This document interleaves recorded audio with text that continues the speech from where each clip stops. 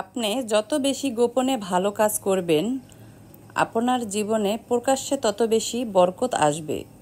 তেল মেরে কারো কাছে ভালো হওয়ার চেয়ে উচিত কথা বলে খারাপ হওয়াটাও অনেক ভালো। একজন নারীর সবচেয়ে বড় সফলতা হলো একজন সৎ এবং যত্নশীল স্বামী পাওয়া। যাই করেন কখনো মানুষ ঠকাইয়েন না। মানুষের দীর্ঘ শ্বাস খুবই ভয়ঙ্কর। মানুষের হক নষ্ট কইরেন না। কাউকে মিথ্যা প্রতিশ্রুতি দিয়েন না। কাউকে ভালোবাসতে গিয়ে তাকে ব্যবহার কইরেন না।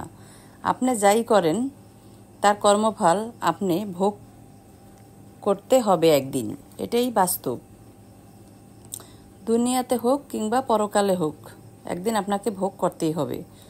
পাতা ঝরার আগে পাতার রং বদলে যায়, আর মানুষ বদলানোর আগে কথা বলার ধরন বদলে যায়।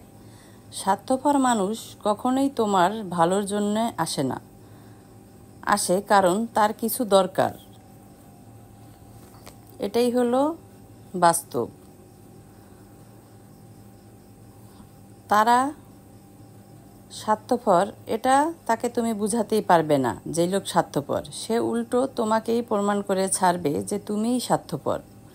কাউকে বারবার ডাকলে একটা মানুষ বিরক্ত হয়, আর আমার আল্লাহকে আপনি যত বেশি ডাকবেন, বারবার ডাকবেন, তাতেও সে বিরক্ত হবে না। সে বরং আপনার উপরে খুশিই থাকবে।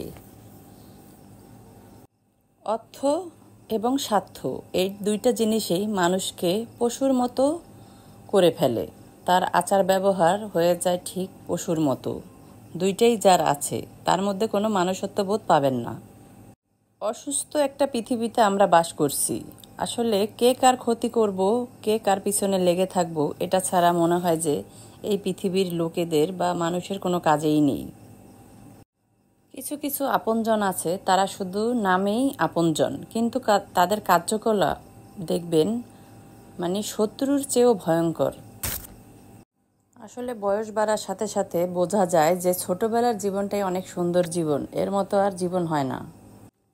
জীবন নিয়ে কখনো অতিরিক্ত অধৈর্য হইও না, কারণ তুমি যে কতটা কষ্টে আছো সেটা তোমার রব অবশ্যই জানে। আর একদিন দেখবে সব চিন্তা ভাবনা দুঃখ কষ্ট তিনি নিজেই দূর করে দেবেন। কথা লাগিয়ে যে মানুষগুলো অনেক আনন্দ পায়, তারা কখনোই আনন্দে থাকে না। তারা ভিতরে ভিতরে সারা জীবনই জ্বলতে থাকে। এটাই তাদের শাস্তি। যাদের দেখে মনে হয় ভাজা মাছ উল্টে খেতে পারে না, ভিতরে ভিতরে তারা দেখবেন আস্ত কাঁটাসহ মাছটাই গিলে খেয়ে ফেলবে। সত্যি, এটাই মানুষের চরিত্র। দেখে বাহির থেকে বোঝা যায় না।